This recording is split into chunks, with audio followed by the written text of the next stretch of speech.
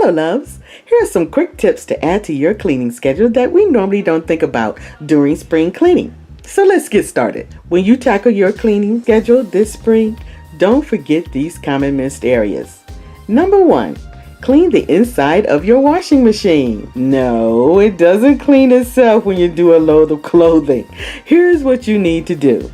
Add your usual amount of detergent you normally would when you run your empty machine on a normal wash cycle. If you have these Tide machine cleaner packets, you can run your machine using this. Just follow the directions. Don't forget to clean the rubber seal between the drum and the glass door. This area accumulates mold and mildew. Number 2, clean your refrigerator coils. Dirty refrigerator coils keeps the refrigerator from running efficiently. The compressor works harder, therefore using more energy and shortens the lifespan. Unplug your refrigerator and remove the base grill if necessary. You can use a coil brush to remove the dust and dirt, but I use a hard bristle hand broom and it does the job nicely. Number 3, your dishwasher. Now most people don't think about cleaning their dishwasher. Really, it's like an oxymoron. But I try to clean it every 6 months. So why clean your dishwasher? Over time, the dishwasher will accumulate food particles down at the bottom of your dishwasher. It would also be soap scum and grease, which can cause a buildup and over time causes odor. The first thing you should do is clear the drain at the bottom of your dishwasher. Then put a cup of white vinegar in the top rack of your dishwasher and run it through a cycle.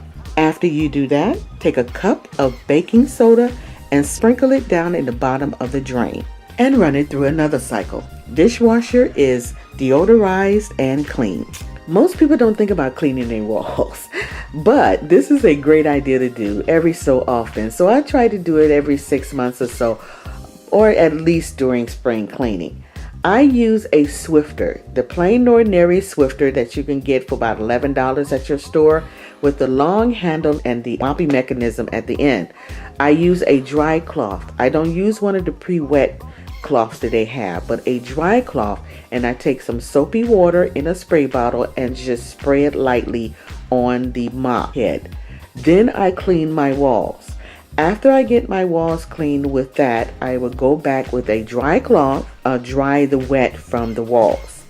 This way the walls is not too damp and they get wiped down and dry quickly. This works for me and it does a very good job in cleaning my walls.